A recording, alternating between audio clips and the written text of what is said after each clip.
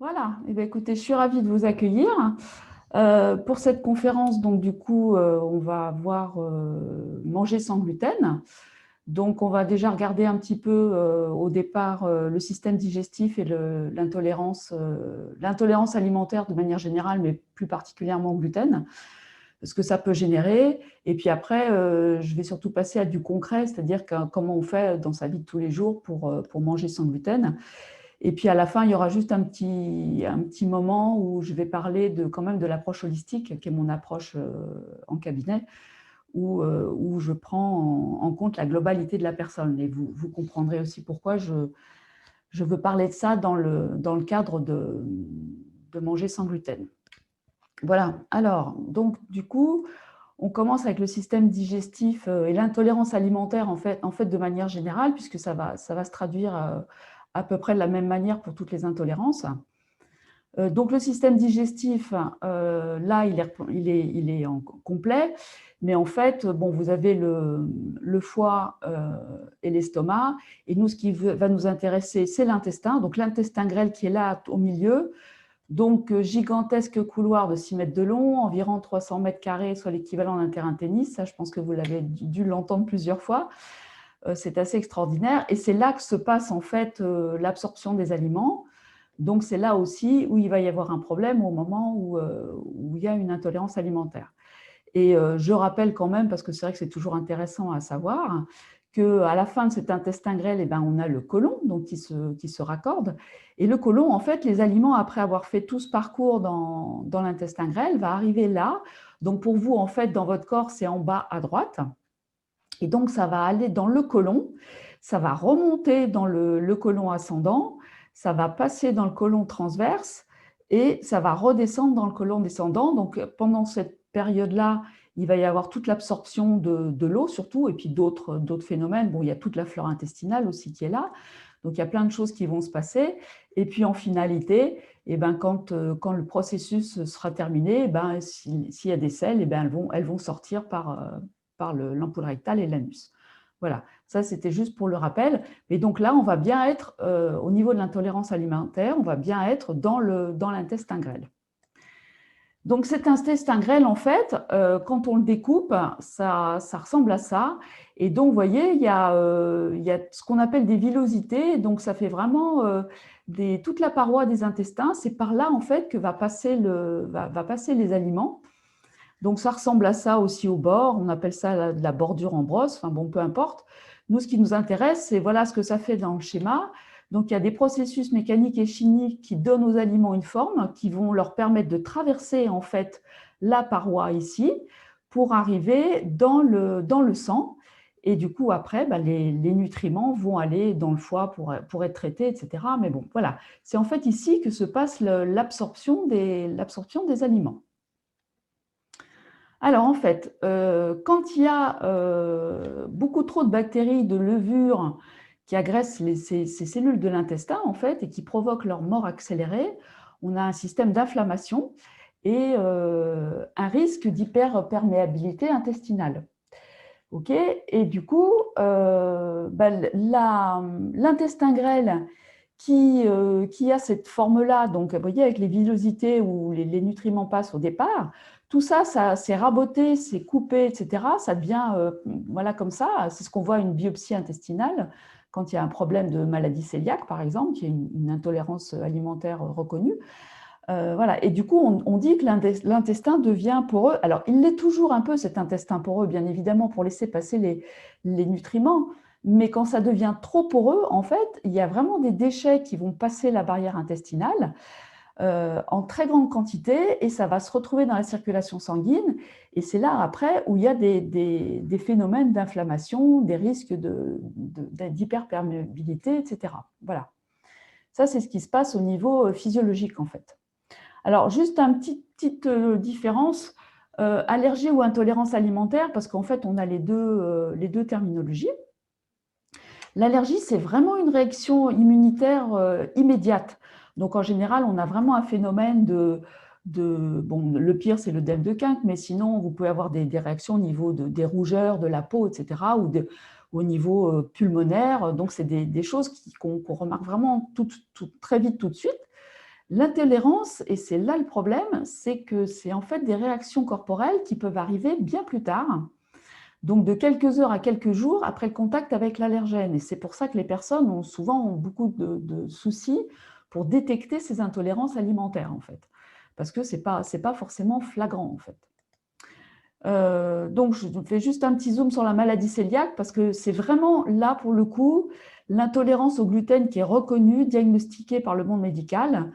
Et eux, ils appellent ça l'intolérance au gluten. C'est pour ça qu'après, si vous voulez, on a un petit souci en fait quand on parle d'intolérance au gluten parce que après, il faut quand même savoir que la maladie cœliaque, c'est vraiment une maladie auto-immune qui est très très grave et mais qui se détecte en fait au niveau du corps, qui est traité, qui est même reconnu. Donc les gens sont suivis et les produits sans gluten sont même remboursés enfin certainement partiellement, mais par la sécurité sociale.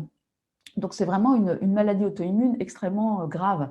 Alors qu'il y a beaucoup en fait de gens qui sont hypersensibles au gluten, donc on a tendance à dire intolérance quand même au gluten.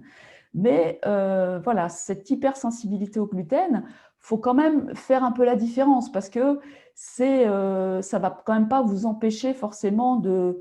Enfin, ça va pas être aussi important que la maladie cœliaque. Pour autant, il faut s'en occuper et ça peut faire des choses très compliquées dans le corps.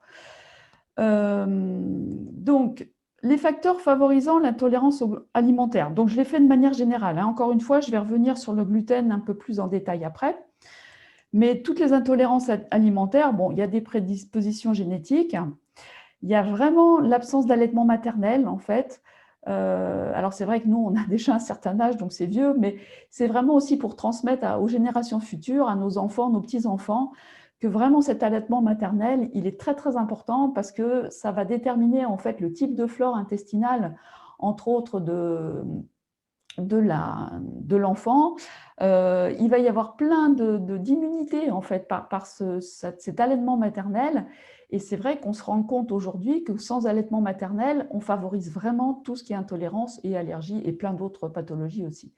Bon, éventuellement trop d'hygiène.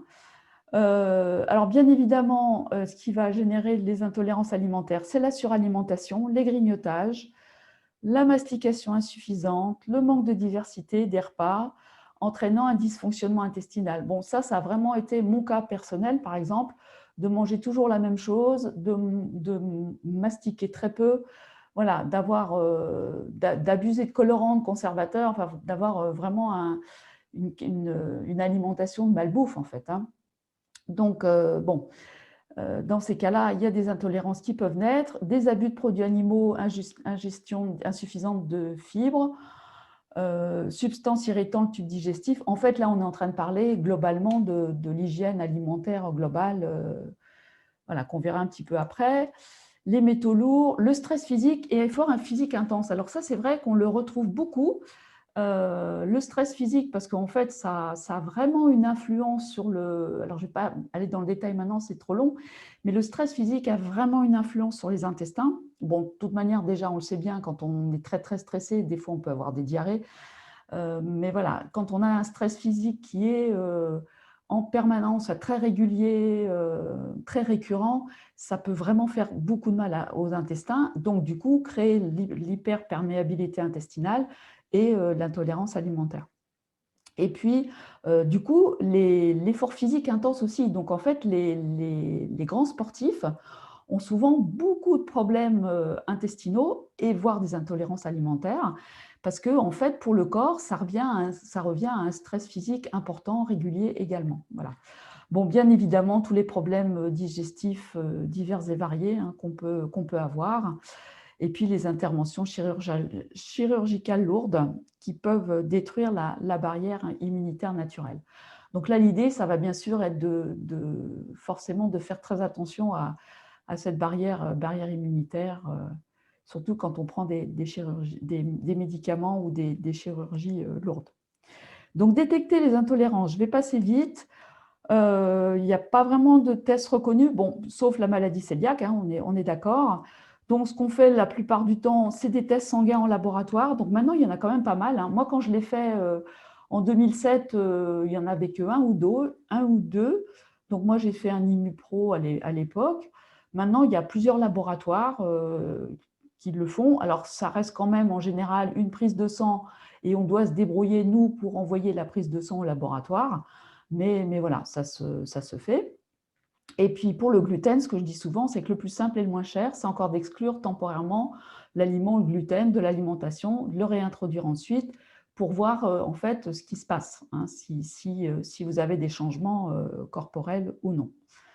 Voilà. Alors, voilà mon résultat, moi, d'intolérance alimentaire en 2007. Je ne sais pas si vous le voyez très bien, mais voilà, la famille des gluten est là, en fait, hein. Et c'était, donc là on voit peut-être pas bien, mais 1 en jaune, c'était pas grand-chose, 2, c'était un peu embêtant, 3 barres, ça commençait à être vraiment dur, et 4 barres, donc voilà, moi j'avais la totale, c'est carrément grosse intolérance au gluten. Et quand on a ce résultat-là, eh bien, on nous dit, vous arrêtez de manger complètement du gluten pendant au moins 2 ans. Et puis après, vous pouvez commencer à réintroduire, etc. Ce qui n'est pas vrai quand on a des intolérances à 3 barres ou 2 barres, où là, bon, le régime strict sans l'aliment est un peu plus court. Mais là, bon, clairement, bon, moi, j'ai même fait 3 ans, en fait. Et je reste encore un peu intolérante. Maintenant, j'en remange régulièrement. Bon, c'est plus facile pour les repas, etc., pour aller à l'extérieur ou quand je suis invitée. Mais j'ai quand même toujours, j'ai refait des tests, hein, je suis toujours quand même toujours un peu intolérante. Donc, je pense qu'il y a l'organisme qui est, voilà, qui est sujet à ça. Et puis, moi, j'ai quand même, pendant plus de 40 ans, très, très mal mangé. Donc, c'est certainement aussi dû à ça. Voilà, ça, c'était un petit résumé juste pour la partie physiologique.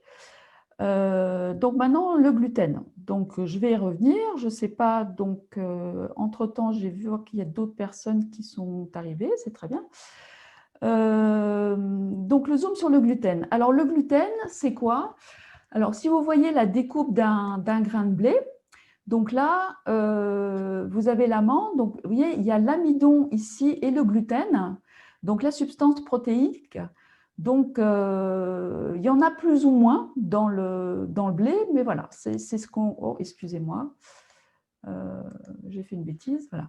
Donc, c'est ce qu'on trouve à l'intérieur de l'amande d'un grain de blé.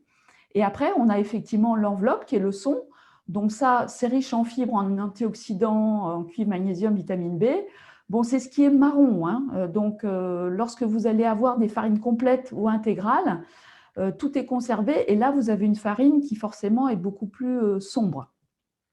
Et puis, vous avez le germe de blé, l'embryon de la plante qui contient des vitamines B, antioxydants, des graisses insaturées. Voilà. Donc, c'est juste pour vous rappeler, les farines complètes, alors elles portent des numéros, hein. La T110, on a 95% en fait de la graine de blé, l'intégrale 100%, et la farine blanche, la T55, elle est raffinée. Et en fait, c'est la suppression du son et du germe. Et en fait, c'est pour ça qu'on enlève la farine, la couleur brune, hein, du son, et donc le blé blanchi, c'est pour ça que notre farine, elle est blanche, hein. Mais le problème, c'est qu'on a perdu effectivement beaucoup d'éléments intéressants pour la digestion de ce blé. Alors, avantage, inconvénient des céréales raffinées. Plus de gluten, pourquoi? Alors, les personnes qui essaient de faire de la cuisine avec du sans gluten, elles savent pourquoi le gluten est important, parce que le gluten, c'est la masse protéique élastique, donc c'est vraiment ce qui va vous permettre de rouler la pâte, voilà, de la pétrir, que ce soit beaucoup plus facile en fait, hein, puisque ça va lier ensemble les ingrédients. Ça donne aussi une texture moelleuse au pain, aux produits de boulangerie, donc c'est forcément extrêmement intéressant et pour nous quand on fait de la cuisine et pour l'industrie agroalimentaire. Le blé raffiné, par contre, les inconvénients, c'est que ça n'apporte en fait que des calories vides. Bon, alors après, si on est sur du bio, des choses comme ça, ou déjà du demi-complet ou du complet, forcément, ça va être différent. Là, moi, je parle vraiment du blé raffiné, donc ni fibres, ni vitamines, ni minéraux qui permettent la bonne assimilation. Encrassage de l'organisme, parce que vraiment, c'est quand même une substance qui est comme de la colle, en fait, hein, pour notre corps. Alors, quand on a un bon système immunitaire, quand on va bien, bon, le corps, il va, comme plein d'autres substances, il peut heureusement s'en débarrasser, le traiter, l'éliminer, donc bon, ça se passe pas trop mal. Mais quand il y a d'autres pathologies ou que c'est plus, bon, l'âge avançant, etc., il y a quand même un problème d'engraissage de l'organisme, et puis ça devient de pire en pire. Bon, je vous ai mis aussi beaucoup d'adjuvants souvent mélangés à la farine, dont le gluten supplémentaire. Bon, si vous regardez un peu les étiquettes, vous verrez que très souvent, vous allez trouver la mention gluten de blé. Donc ça veut dire qu'en plus éventuellement de la farine, des choses qui sont utilisées pour le produit, on a rajouté du gluten supplémentaire, effectivement pour avoir cette élasticité pour travailler le produit. Bon, là, je vous rappelle, farine sans gluten. Alors, de toute manière, je vous le dis au passage, parce que surtout après, il va y avoir beaucoup plus d'informations sur comment on peut faire pour faire la cuisine sans gluten. Mais tout ça, ça va être sur mon site internet. Et après, la vidéo, elle va être aussi sur ma chaîne YouTube. Vous aurez le lien. Donc, vous embêtez pas. Si je passe un peu vite, c'est pas grave. Vous pourrez revenir sur l'information après. Hein. Donc, les farines avec gluten, donc seigle, avoine, blé, fromorge et peau de camut. Alors, même dans le petit épeautre, hein, il y en a qui tolèrent quand même le petit épeautre parce qu'il y en a beaucoup moins. C'est un blé ancien, donc qui a été beaucoup moins travaillé. Voilà, donc il y en a qui vraiment, surtout les gros intolérants, qui arrivent à bien supporter le petit épeautre. Mais quand on veut vraiment manger sans gluten, il va falloir passer sur d'autres types de farines, en fait. Riz, sarrasin, millet, quinoa, manioc, etc. Coco, châtaigne, voilà, pour être sans gluten. On va y revenir un petit peu après. Et donc, le gluten, là où c'est évident, voilà, c'est tout ce qui est à base de farine. Donc, bien évidemment, tous les produits de la boulangerie. Donc, ça pour moi, ça a été terrible parce que pendant mes 3 années sans gluten vraiment, je n'allais plus dans les boulangeries du tout, puisque forcément, à partir du moment où vous mangez un produit de la boulangerie, il y a forcément du gluten. Tous les biscuits, tous les gâteaux, les céréales du petit déjeuner, toutes les crêpes, les smooths, les vermicelles, les pâtes, les pizzas.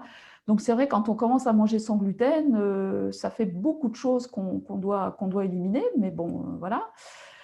Là où c'est où il faut faire un peu plus attention, c'est tout ce qui est pané, bien évidemment, hein, puisque tous les produits qui sont panés, en général, on panne avec de la farine, ou tout ce qui est en sauce, en croûte, donc dans les charcuteries, on va retrouver quand même beaucoup de gluten.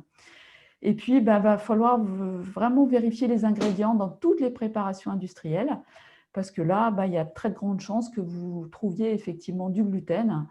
Vous voyez, je vous ai mis donc les frites, les pommes noisettes, les pâtes de fruits, les purées de légumes, les potages. Hein, on trouve beaucoup de gluten dans les potages, dans les sauces. Voilà, il faut vraiment regarder les ingrédients et vous serez certainement très, très étonné de voir où se trouve le gluten. D'ailleurs, je l'ai mis là un peu, là où on l'attend le moins. Dans les crèmes glacées, tout ce qui est bonbons, chewing-gum, les entremets en sachet, tous les desserts instantanés. Bon, de toute manière, à partir du moment déjà où vous allez dans l'industrie agroalimentaire, vous avez quand même beaucoup de chances pour en trouver. Quand vous êtes en bio, un peu moins, mais comme en bio, ils se sont aussi bien évidemment adaptés à l'énorme demande, vous trouvez aussi du gluten partout. Les fromages à tartiner, alors voilà, toutes les préparations industrielles voilà, bon. Par exemple, la Savora, oui, j'ai passé un peu vite, mais c'était ce que je disais, la Savora, moi j'avais ma maman qui toujours utilisait la Savora, donc moi j'avais continué voilà, à utiliser la Savora jusqu'au jour où je me suis rendu compte qu'effectivement, vous voyez, dans la Savora, vous avez de la farine de blé. Bon, et puis bon, dans les cordons bleus, on peut s'en douter hein, qu'il y a forcément du gluten dans tout ce qui est autour. Mais bon, c'est juste 2 produits que moi j'avais vraiment l'habitude d'utiliser avant, hein, quand je mangeais comme tout le monde, et puis que j'ai dû supprimer, bien évidemment. Mais je pense aussi aux enfants, hein, il y a quand même beaucoup de choses. C'est vrai que même pour les enfants, si on peut essayer de diminuer un peu le gluten dans leur alimentation, c'est toujours ça que le système immunitaire n'aura pas à traiter hein, dans un premier temps. Voilà. Alors après, symptômes et pathologies, voilà, pouvant être améliorés par un régime sans gluten. Pardon. Alors, Bien évidemment, tout le système digestif. Moi, personnellement, c'est ce qui m'a fait réagir, puisque j'avais beaucoup de problèmes de ballonnement, de douleurs tout le temps. Mais pas que, parce qu'il y avait beaucoup de fatigue chronique aussi, hein, d'asthénie. Moi, c'était plutôt la maigreur et je souffrais de spasmophilie. Donc voilà, ça a été une piste pour moi de regarder le régime sans gluten et c'est vrai que ça a amélioré énormément de choses. Mais à partir du moment où vous avez un problème dans le système digestif, je vous invite fortement à faire des tests, hein. Ce n'est pas forcément des tests dans le sens faire une prise de sang et puis aller se faire tester pour l'intolérance, mais au moins, si vous pouvez essayer d'avoir un régime sans gluten régulièrement, même pendant un certain temps, pour essayer, ça peut-être améliorer. En plus, alors même obésité, diabète de type 2, sachez que pour la perte de poids, moi, ça a été spectaculaire parce que forcément, à partir du moment où vous faites un régime sans gluten, le temps de vous mettre à travailler, enfin, à faire du pain, des desserts, tout ce qu'il y avait avec du gluten, à tout faire ça sans gluten, forcément, on met un peu plus de temps. Du coup, on en mange aussi un peu moins. Donc, du coup, on se met finalement à manger quand même moins de glucides de manière générale, hein. Et du coup, souvent, ben, on perd du poids. Donc, le régime sans gluten aussi pour perdre du poids, ça peut être une bonne piste et ça fait de très bonnes choses donc en même temps. Mais aussi tout ce qui est système nerveux. Alors, les migraines, paresthésie, autisme, insomnie, dépression. Alors, c'est assez hallucinant parce qu'en fait, donc ça, je l'ai plus appris dans ma formation après, puisque un des professeurs, en fait, s'occupait d'enfants autistes et vraiment nous disait le blé, ben, en passant la barrière intestinale, ça fait vraiment des dégâts au niveau du cerveau, ce qui explique aussi que moi, j'avais des problèmes au niveau de mon cerveau également. Et que du coup, quand vous mettez des autistes, en fait, avec des régimes sans gluten, bon, il y a d'autres choses aussi en parallèle, mais là, vraiment, ce soir, je suis sur le sans gluten, ça peut vraiment les aider au niveau des symptômes. Bon, et effectivement, au niveau aussi bah, de tout ce qui est système nerveux, vous voyez, maniaco-dépressif, migraine, paresthésie, dépression, c'est quand même intéressant à savoir. Et puis, bien évidemment, il y a plein d'autres choses, hein, l'acné, le psoriasis, stérilité, aménorrhée, hypothyroïdie, tous les systèmes locomoteurs et les maladies auto-immunes, hein, donc polyarthrite, tendinite. Bon, je sais que ce soir, il y a des curistes qui m'écoutent, entre autres. Donc, si vous êtes venu faire des cures, c'est que vous avez certainement des soucis peut-être au niveau arthrose, arthrite, etc. Ben, c'est vrai que le régime sans gluten est une piste qui peut être intéressante à tester pour voir voilà, si ça vous améliore. Moi, je sais que vraiment en passant en régime sans gluten, c'est sûr que j'ai vraiment amélioré mon système digestif, mais j'avais aussi beaucoup de problèmes d'arthrose. Et vraiment, ça s'est bien diminué. Bon, on va voir après, il n'y a pas que le gluten, mais c'est vrai que je pense que ça vraiment en a fait partie. J'avais vraiment des migraines importantes, ça s'est arrêté. Des problèmes d'insomnie, ça s'est arrêté aussi. Enfin voilà, il y a quand même eu plein d'autres choses qui se sont améliorées grâce à ce régime sans gluten. Donc, du coup, faire la cuisine sans gluten, parce que bon, la théorie, ok, on va manger sans gluten, mais bon, du coup, comment on fait? Pour moi, ça a été vraiment compliqué au départ, mais voilà, on s'y fait, hein. J'ai mis la révolution dans ma cuisine parce que, alors aujourd'hui, on trouve quand même un peu plus de choses au niveau du sans gluten un peu partout, parce qu'il y a de plus en plus d'intolérants et bon, c'est devenu assez commun. Je dois vous avouer que ouais, 10 ans en arrière, c'était pas 10-15 ans en arrière, c'était pas ça du tout, quoi. Mais bon, il n'empêche que pour la personne qui veut se mettre à manger sans gluten, c'est quand même une révolution. Alors, voilà, j'ai mis un petit peu des photos que je vais commenter, mais c'est sûr que la première des choses, hein, c'est d'accepter de cuisiner plus. Pourquoi je dis ça? Parce que moi, je ne cuisinais presque pas. J'avais l'habitude de manger voilà, des produits, je travaillais beaucoup à l'époque, pas du tout en tant que thérapeute. Et je passais très peu de temps à cuisiner, donc j'achetais beaucoup de produits surgelés. Donc vous imaginez, beaucoup de choses qui étaient réchauffées. Alors je n'avais pas trop de micro-ondes quand même à l'époque, mais pour autant, c'était toujours du vite fait, des produits industriels, plein d'additifs, plein de conservateurs. Voilà, et ça a duré 40 ans, hein. Donc forcément, le corps, je pense, en avait vraiment ras-le-bol. Mais clairement, quand on veut manger sans gluten, on est obligé de se mettre à la cuisine et de limiter les produits industriels. Alors, même s'il y a beaucoup de produits sans gluten, maintenant, il y a des rayons entiers de produits sans gluten, même dans les hypermarchés. Faites très, très attention parce qu'il va falloir quand même faire très attention aux additifs, aux conservateurs. Parce que dans les produits industriels sans gluten, si vous regardez bien les étiquettes, vous allez voir qu'il y a… Alors déjà, il y a beaucoup de choses qui sont souvent à base de maïs. Le maïs, parfois, il est OGM, c'est pas génial. Et en plus de ça, vous allez avoir énormément d'additifs. Donc, dès que vous allez avoir tous les E, là, dès que vous avez 2-3 E dans les étiquettes que vous lisez, hein, parce que je vous dis aussi, apprenez à lire les étiquettes, alors pour repérer le gluten, mais aussi pour repérer tous les additifs et les conservateurs, parce que si vous avez un terrain propice aux intolérances, forcément, les additifs et les conservateurs, ça fait encore plus de mal à votre système immunitaire, donc vous avez tout intérêt à les diminuer au maximum.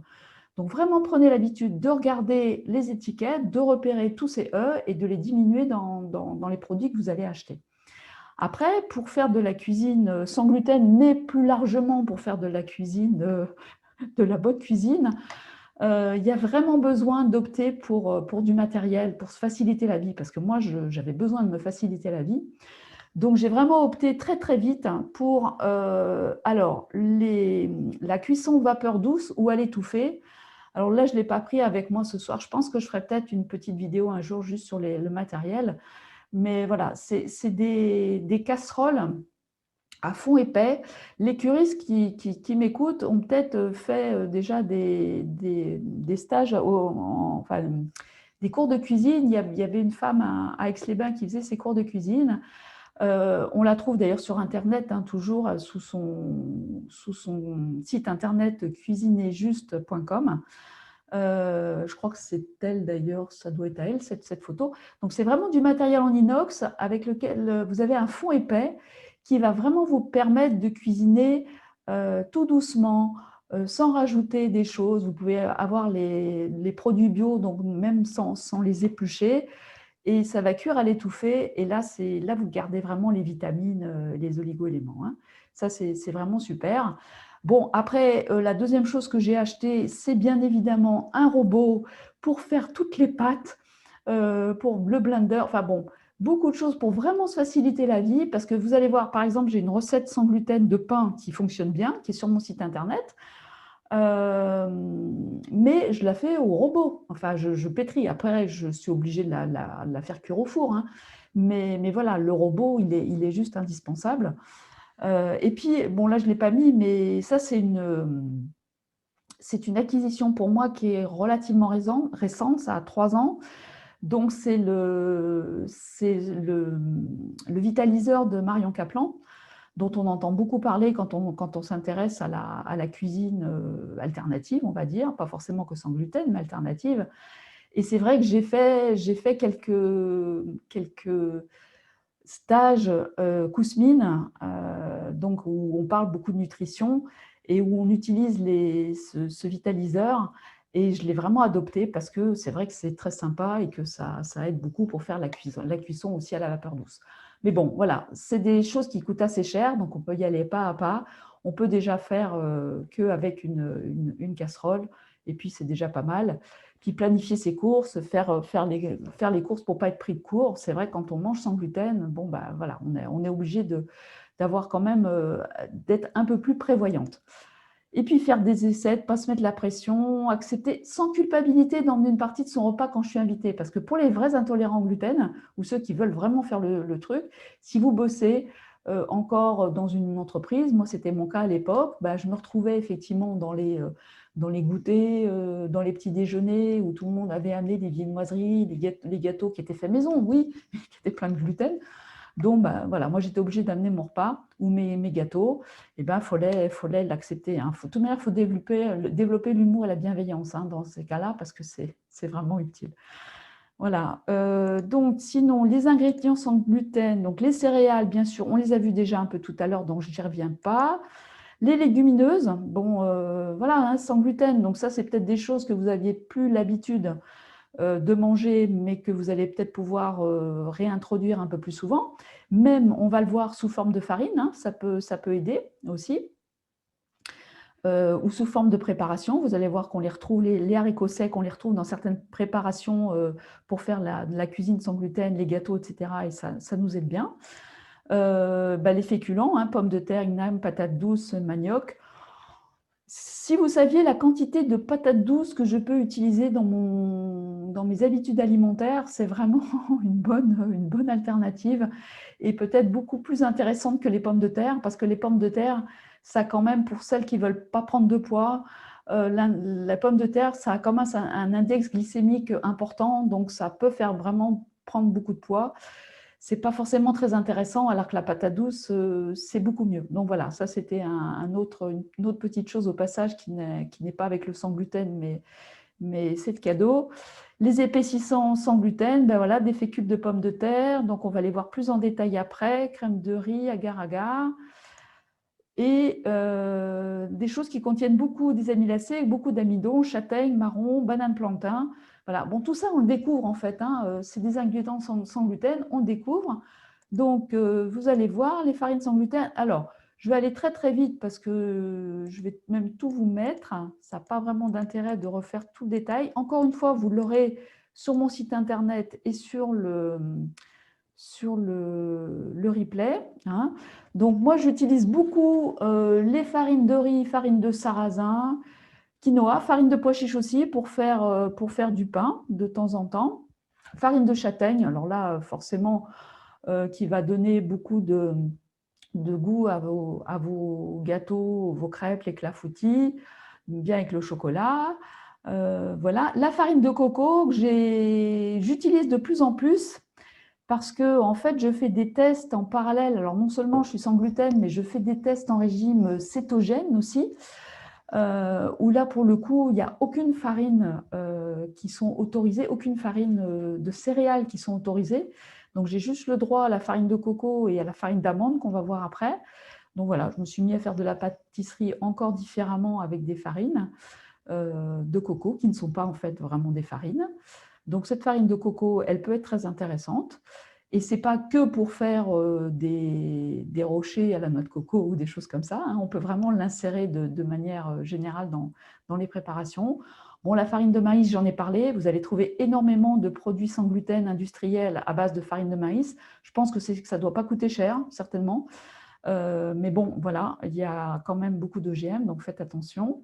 Puis la farine de millet, on la trouve peu, mais on la trouve quand même un peu. Les épaississants, parce que ça peut… Voilà, l'arrowroot, alors très intéressant. Sur mon site internet, vous aurez une recette de crêpes que je fais très souvent, où je mélange la farine de riz et l'arrowroot. Voilà, des œufs, du lait d'amande, puisque je ne mets pas de lait de vache non plus. Donc l'arrowroot, elle est vraiment intéressante parce que c'est une espèce de poudre blanche qui est très très volatile, mais qui permet de lier en fait. Voilà. Alors, je ne l'ai pas mis dans ma présentation, mais je vous le dis, Valérie Cupillard a des bouquins très intéressants. Il y a son site internet aussi où voilà, j'ai piqué plein d'idées chez elle. Bon, après, il y en a plein d'autres hein, maintenant, des personnes qui vous proposent des menus à tout va, enfin des recettes sans gluten, il y en a plein internet. Mais voilà, c'est parce que je sais qu'elle elle fait beaucoup de choses intéressantes. Donc, les épaississants et les liants, donc fécule de pommes de terre, fécule de maïs, aussi toujours pour lier, épaissir. Gomme de goitre, xanthane, ça j'en ai mis au début dans mes pains parce que c'est ce qu'on trouve beaucoup dans les recettes qui sont déjà tout prêts, hein, alors industrielles ou pas, mais enfin bon, c'est des choses qu'on trouve souvent. Donc je me disais quand même, donc voilà, je l'ai fait un peu au départ. Mais vous voyez, c'est des voilà. Alors moi, comme j'ai vraiment toujours essayé d'éviter un peu tout ça, je me suis plutôt tournée vers des alternatives du genre mix gomme. Alors ça, on trouve ça dans enfin moi au Biocoop, j'en trouve. Je pense que dans les magasins bio, on les trouve facilement. C'est en fait des mélanges de poudre de psyllium, de gomme d'acacia. Ça, c'est très intéressant pour vraiment lier hein, la pâte entre elles. Bah, vous utilisez peut-être le psyllium, je ne sais pas, dans votre vie de manière régulière. C'est intéressant pour tous ceux qui ont des problèmes intestinaux, à la fois des diarrhées ou des constipations. Moi, je le donne au cabinet très souvent parce que c'est facile à prendre, ça coûte pas cher et puis ça régule vraiment bien le transit intestinal. Et ben, dans la cuisine, on l'utilise aussi pour en fait lier les farines sans gluten. Voilà. Et puis, bah, il vous faut bien quand même quelque chose pour lever la pâte, hein, quand on fait de la pâtisserie ou du pain. Donc bah, là, vous avez du choix. Pour de levain sans gluten, on les trouve assez facilement. Levure de boulanger sans gluten. Et pendant un moment, bon, pour être jusqu'au boutiste voilà, j'utilise pas de levure où je ne savais pas trop d'où ça venait. Donc j'utilisais du levain de quinoa, le levain de sarrasin. Ça marche aussi très bien. Après, ça fait aussi beaucoup d'ingrédients différents. Ça finit par coûter un certain prix. Il y a des moments où on est très perfectionniste et puis au bout d'un certain temps, on essaie de se simplifier la vie. Bon, tout ça, c'est des expériences de plusieurs années. Et voilà, il faut vraiment essayer d'être cool. Et puis, il y a de plus en plus de produits qui sont disponibles dans le marché, sur le marché. Donc, utilisez-les, testez-les. Et voilà, l'idée, c'est que ce soit quand même aussi simple, hein. Bon, je vais passer vite. Alors, vous avez des flocons, bien évidemment. Du coup, vous allez trouver tous ces produits-là, vous allez les trouver sur plein de formes différentes. Donc, si vous êtes intéressé par tout ça, allez faire un tour dans un magasin bio et vous allez voir plein de choses différentes. Après, le souci, c'est de se retrouver avec plein de paquets et puis de se dire, bon, qu'est-ce que j'en fais? Mais bon, essayez peut-être deux, trois. Enfin, en fait, vraiment, trouver des recettes sur Internet qui vous intéressent ou dans les bouquins. Essayez de retrouver dans ces différentes recettes quelques recettes, voilà, qui vont utiliser à peu près les mêmes farines. Et puis, du coup, bah, tout doucement, vous allez vous familiariser avec ça. Et puis après, au fil de temps, bah, vous allez en acheter une ou deux autres et puis essayer, faire des essais. Et puis finalement, on arrive à faire des trucs vraiment sympas. C'est vrai que les flocons pour faire des crumbles, ça marche très très bien. Pour faire voilà, pour faire des galettes, hein. J'ai une recette de galettes au quinoa sur mon site internet aussi avec des légumes. Donc ça marche très bien. Et puis, bah, les alternatives à la crème fraîche, alors oui, on n'est pas vraiment dans le sans gluten, mais bon, voilà, c'est parce qu'au passage, moi, j'ai supprimé aussi les produits laitiers.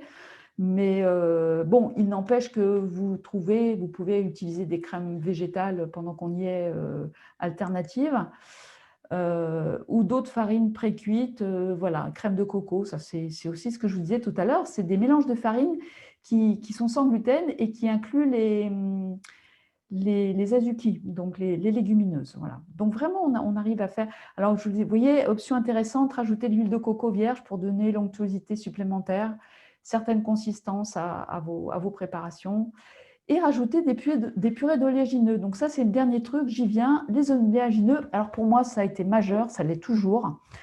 C'est vraiment quelque chose… Alors, en fait, maintenant, j'ai vraiment étendu mon utilisation des oléagineux, parce qu'avant, je l'utilisais beaucoup sur mes tartines de pain sans gluten. Alors, j'en ai pas parlé là, mais c'est vrai qu'il y a tout ce qui est pain sans gluten, mais pain des fleurs.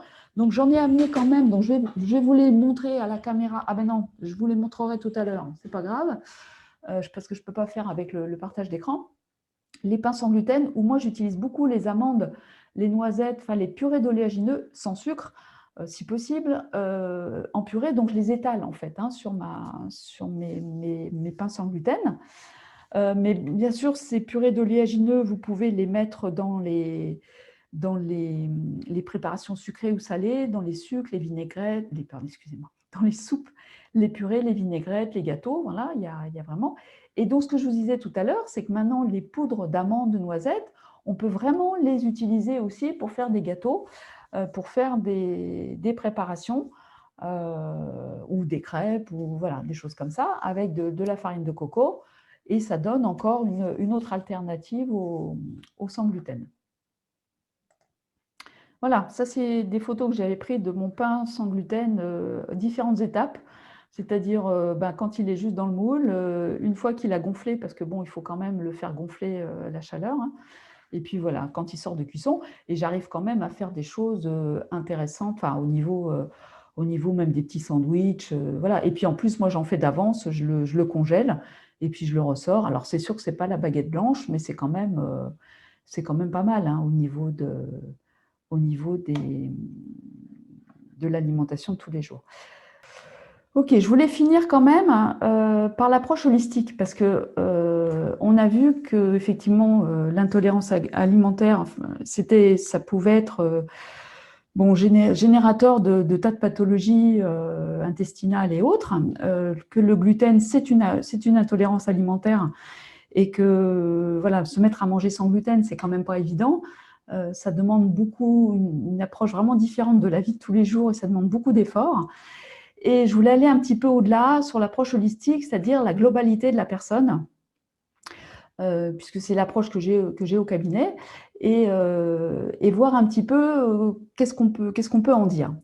Parce que en fait, avec cette approche pour manger différemment et se mettre à manger sans gluten, je pense qu'il faut élargir en fait un petit peu la discussion, enfin l'idée générale de manger différemment et regarder en fait l'hygiène de vie et la relation au corps. Pour vous, le corps, c'est quoi? Est-ce que c'est juste un organe, une machine, ou est-ce que c'est un organisme vivant, extraordinairement intelligent en fait, hein, qui est le véhicule terrestre? Est-ce que c'est un ami, un ennemi? Parce que quand on est malade, quand on a des problèmes voilà, importants, le corps, on peut vraiment être dans le combat et ce n'est pas évident du tout, hein. Donc, c'est vraiment une question à se poser parce que la relation au corps, surtout quand on veut commencer à aller mieux, à manger différemment, etc., cette relation au corps, elle est vraiment importante. Alors, bien évidemment, dans l'hygiène de vie, on va retrouver l'activité physique régulière, le contact avec la nature, si vous pouvez. Prendre soin de votre sommeil, l'automassage, se faire masser, les pratiques corporelles douces, parce que forcément, vous avez vraiment besoin d'avoir ce contact avec vous régulièrement. Donc, la pratique corporelle, elle est indispensable. Et puis, drainer les toxines régulièrement, parce qu'effectivement, manger différemment, manger sans gluten, c'est très, très bien. Mais il y a vraiment, si possible, une bonne habitude à prendre, c'est au moment des intersaisons à faire des drainages, des détox, voire des jeûnes intermittents ou jeûnes un peu plus longs, pour pouvoir permettre au corps de se détoxifier, de se libérer donc de toutes les toxines. Et vous allez voir que ça va aussi vous aider au niveau de l'intolérance au gluten, hein, ou des autres pathologies que vous avez. Voilà, puis utiliser les plantes, bien sûr, les plantes et les médecines alternatives. Et puis l'idée, c'est vraiment majeur, c'est la respiration. Est-ce que vous avez une pratique de respiration en conscience de votre vie? On entend beaucoup parler voilà, de cette respiration, de la cohérence cardiaque. Bon, il y a, sur mon site internet, il y a aussi des vidéos de cohérence cardiaque. C'est 5 minutes par jour. Donc vraiment, si vous pouvez essayer de mettre ça en place dans votre vie, c'est vraiment intéressant et important. Et ça va vraiment vous accompagner aussi dans toute cette hygiène de vie et éventuellement de transformation de votre alimentation. Et puis, il va y avoir vraiment la motivation, hein. Pourquoi vous voulez manger sans gluten? Quels sont vos buts? Parce que ce pourquoi, cette motivation, surtout si vous voulez manger sans gluten et durer dans le temps, vous allez vraiment avoir besoin de ça pour vous dépasser, pour y arriver, pour générer des ressentis positifs, des émotions positives. Parce que vous avez besoin d'accompagner le processus avec le plaisir, d'aimer le chemin. Parce que si vous n'aimez pas le chemin, vous allez en fait générer d'autres stress en parallèle et ça va pas du tout aller en fait. Vous allez être plutôt contre les choses que pour. Et ça peut vraiment vous handicaper en fait dans cette démarche. Donc, essayez d'aimer le chemin que vous parcourez, parce qu'en fait, vous le faites pour vous, mais vous allez peut-être voir aussi que vous allez le faire pour votre entourage, parce que vous allez forcément interpeller l'entourage. Soit vous vivez avec d'autres personnes et du coup, vous allez faire à manger aussi sans gluten pour eux, mais même avec vos amis. Je sais qu'il y en a qui me disent, oui, mais quand je vais au resto ou quand je suis invitée, c'est embêtant. Oui, mais ça ouvre les discussions, vraiment, ça combien de personnes j'ai pu amener moi sur ce chemin-là, en dehors de mon cabinet, hein, de simplement par mon propre exemple, en fait, a vraiment généré l'envie aussi chez les personnes. Donc cette motivation, elle est pour vous, mais elle est aussi pour éventuellement l'entourage. Après, je vous invite vraiment aussi à prendre soin de vos émotions, de votre mental, parce qu'on sait qu'il y a vraiment un impact des émotions, des pensées, des jugements sur les problèmes quotidiens. Donc, si vous avez un problème d'intolérance au gluten, ou même à d'autres, parce que moi j'ai commencé hein, par cette intolérance au gluten, donc on va voir un petit peu après, mais c'est vraiment bien comprendre qu'il y a une interdépendance entre la nutrition, notre corps, notre hygiène de vie, et puis tout ce qui se passe dans notre tête, dans l'émotionnel, dans tout ce qu'on peut vivre au quotidien comme problème émotionnel. Hein. Voilà. Donc, apprenez vraiment à écouter votre corps. Donc, si votre corps il vous envoie un problème, une maladie, même si c'est une intolérance, voilà, c'est regarder peut-être cette maladie ou ce problème et regarder effectivement s'il n'y a pas une dimension psychologique, en fait, en plus de la dimension physique hein, qui est à soigner. Ça, il n'y a pas de problème. Mais c'est vraiment la globalité de l'être, moi, que je vois. Et c'est important de regarder ce que votre corps vous dit. Essayez de trouver derrière, hein, s'il y a des peurs, des blessures, peut-être un relationnel difficile, un job qui ne vous va pas. Je dis ça parce que moi, à l'époque, c'était ça. Voilà, il y a peut-être des soucis à regarder. Et c'est un peu ce que j'ai essayé de vous montrer là, le corps touché par les émotions. L'intestin grêle, donc effectivement, là, on est dans cet intestin qui digère les aliments. Donc, il trie, il analyse, il juge les aliments ingérés, et après de multiples détours, retours, il les accepte ou il les rejette. Alors, du coup, dans les pathologies intestinales, les expériences qu'on est en train de vivre et que nous sommes en train de vivre, est-ce qu'on vraiment on les choisit? Est-ce qu'on décide par nous-mêmes? Est-ce qu'il y a des problèmes de peur, de culpabilité? Est-ce que ce qu'on est en train de vivre, en fait, est-ce que c'est bon pour nous ou pas? Donc, vous voyez, il y a des pistes là. C'est pas forcément ça, mais c'est des pistes. Donc, d'accepter une situation qui est difficile, hein, parce que est-ce qu'on n'est pas en train de la rejeter, de la refuser? Difficulté à gérer les émotions, le jugement, l'analyse. Alors moi, j'étais beaucoup là-dedans, je le suis aussi encore, hein, mais vous voyez, parce que l'intestin, il n'arrête pas de juger, d'analyser, etc., de trier, de dire oui, non, de rejeter. Voilà, refus d'aller de l'avant vers une situation redoutée, la révolte, le rejet.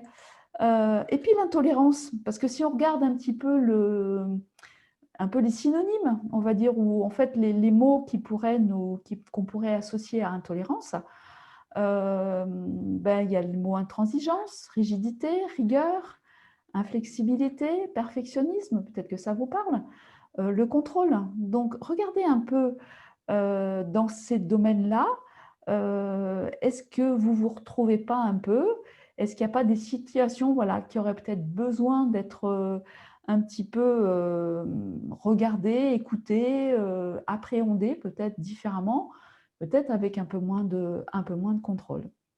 Voilà. Et ben, c'est ma dernière diapo, donc je suis ravie d'avoir fait cette conférence pour vous. Bon, là où je voulais juste en parler un tout petit peu, c'est que, donc, nutrition physique, on a vu l'intolérance au gluten, l'hygiène de vie, mental, émotionnel, donc on vient de le voir, donc vraiment peut-être se pencher un peu sur chez vous, est-ce qu'il n'y a pas des choses au niveau de cette sphère-là qui pourraient être travaillées, qui pourraient être accueillies aussi. Et puis il y a la conscience élargie, parce que c'est vrai qu'au cabinet, moi j'ai toute une dimension énergétique que je n'aborde pas ce soir, parce que c'est trop long, mais que je vous invite quand même à peut-être mettre dans votre vie. Donc c'est tout ce qui est énergétique. Donc peut-être essayer de voir si vous ne pouvez pas voilà, vous soigner aussi un peu différemment avec l'énergétique, parce que ça pourrait vous apporter des compléments à tout ce qui vient d'être dit ce soir, et ça pourrait vraiment vous faire du bien. Eh bien, je vous remercie beaucoup pour m'avoir écouté, et j'espère que ça vous aura apporté des informations intéressantes que vous pourrez utiliser dans votre vie de tous les jours.